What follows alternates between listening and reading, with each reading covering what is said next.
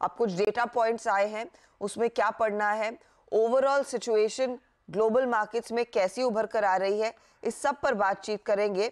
And I think आज से Japan के बाजार फिर से कारोबार करते दिखाई देंगे। ऑफ कोर्स जापान में जो त्रासदी हुई है अर्थक्वेक के चलते और उसके बाद वो जो प्लेन क्रैश हुआ उसको लेकर थोड़ी सी चिंता थी, लेकिन आज देखिए अपने ईयर एंड हॉलिडे को मनाने के बाद जब जापानी बाजार खुले हैं तो वहां पर 500 पॉइंट का कट देखने को मिला है।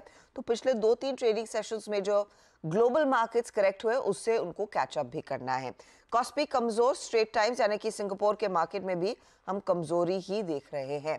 अब ऐसे में आज के लिए क्या क्यूज है, पहले अमेरिका से, दूसरा ऑफ कोर्स भारतीय बाजार में कल जिस तरह का ब्रेकडाउन देखने को मिला है निफ्टी आईटी में, आपके एचडीएफसी बैंक में, वो आज के लिए क्या सेटअप उभर कर लेकर आएगा, इस सब पर बातचीत करेंगे। नीरज हमारे साथ जुड़ गए हैं, दिल्ली से वीरू भी। गुड मॉर्निंग नीरज जी, बताइए एक और सत्र और कल नैस्डैक के साथ साथ तो डाउ भी फिसलने लगा है, ये जो रेट हाइक हुई है क्या वो फाइनली अब जाकर इम्पैक्ट कर रहे हैं? वही कुछ कमेंट्स आ रहे थे। या एग्जैक्टली जब भी पॉलिसी को समझना हो ना तो इकोनॉमिक इंडिकेटर्स लैग से इम्पैक्ट करते हैं। तो हम लोग लगातार कह भी रहे थे कि बहुत लेट से इम्पैक्ट होगा और वो इम्पैक्ट दिख रहा है। लेकिन जो होप थी ना रेट कट की वो धीरे धीरे रियलिस्टिक हो रही है। कल फेड के मिनट्स आए, उस मिनट्स में लोग ये उम्मीद कर रहे थे कि कुछ ऐसा लिखा होगा, ऐसा कुछ होता नहीं उसमें। उन्होंने साफ तौर पे ये कहा कि इन्फ्लेशन को रोकने के जो उपाय किए गए हैं वो काम करते दिख रहे हैं और इसीलिए इन्फ्लेशन कंट्रोल में आता हुआ दिख रहा है। हालांकि अभी भी रिस्क है, जो एक स्टैंडर्ड लैंग्वेज होती है उसमें लिखा गया, उसमें ये कहीं जिक्र या आभास नहीं है कि कब से कट होगा। कट होने के बारे में संकेत दिख रहे हैं उसमें कि 2-3 कट आ सकते हैं 2024 में, लेकिन कब से होगा इसके संकेत नहीं है। तो इसलिए जो मार्च की होप थी कि मार्च में रेट कट होगा, 78% तक और उसमें चले गए थे, अब वो घट के 67% पे आ गए हैं। तो कल भी मैं कहता कि रियलिस्टिक होना चाहिए, इतनी जल्दी रेट कट नहीं होगी। तो जो होप बिल्ट हुई थी ना ग्रोथ स्टॉक्स में, खासतौर पे आईटी स्टॉक्स में, उसमें तगड़ी गिरावट कल भी देखने को मिली। कल भी आप देखिए नैस्डैक में 250 पॉइंट की कट आई है और तमाम सारे जो बड़े स्टॉक्स हैं उसमें 1 से लेकर 4% तक की गिरावट देखने को मिली, जो सुपर 7 मैग्निफिसेंट कहे जाते हैं, उन सब में कमज़ोरी आई है। डाउ में भी कमज़ोरी आई है क्योंकि जो बड़े वाले स्टॉक्स थे डाउ कंपोनेंट के, उसमें भी बिकवाली आई है। तो ये अभी प्योरली आप ये समझिए कि जो होप डिमिनिशिंग हो रही है उसके कट्स हैं और साथ ही रियलिस्टिक नतीजों से पहले लोग अपनी कट करें। कल भी बहुत सारे डाउनग्रेड्स ब्रोकरेजेस ने दिए हैं तो उसका भी असर देखने को मिला। तो फेड की जो मीटिंग जनवरी में शेड्यूल्ड है, उस मीटिंग से आपको और क्लैरिटी मिलेगी कि रेट कट के बारे में फेड क्या इरादा रखता है। तो मुझे लगता है कि उसी के तहत प्रॉफिट बुकिंग हो रही है और ये प्रॉफिट बुकिंग और भी हो सकती है क्योंकि नैस्डैक में बहुत तेज़ी है। जो रसेल 2000 इंडेक्स ना कल वो बहुत गिरा है, 0.25%, और वो पिछले 2 ट्रेडिंग सेशन नए साल के और एक लास्ट दिन का था, तीनों दिन में अच्छा खासा गिरा है। तो प्रॉफिट बुकिंग प्योरली दिख रही है। दूसरा कल का हाईलाइट क्रूड था, उसमें एक तेज़ उछाल देखने को मिली। तो वो तेज़ उछाल इसलिए देखने को मिली कि लीबिया में एक अनरेस्ट हो गया है वहाँ पे, तो जो उनकी जो ऑयल फील्ड है सहारा वाली वो डिसरप्ट हो गई है। वहाँ से 3 lakh barrel per day crude निकलता है, जो डिसरप्शन में चला गया।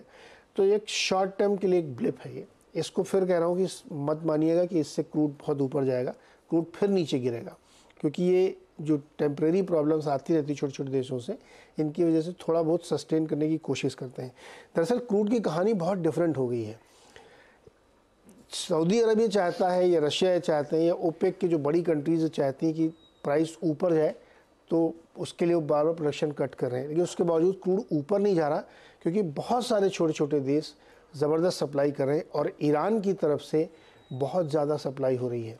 और आपको बता दूं कि चीन जो सेकंड लार्जेस्ट इम्पोर्टर है क्रूड का, वो ईरान से और रशिया से खूब तेल खरीद रहा है। तो जो ओपेक का तेल है वो नहीं बिक रहा है मार्केट में, इसलिए सप्लाई ओवर बनी हुई है और प्राइस बार बार नीचे आते हैं। तो आज की जो तेज़ी है इसको बहुत सीरियसली लेने की ज़रूरत नहीं है, 1-2 दिन में फिर शांत हो जाएंगे, नीचे आ जाएगा क्रूड।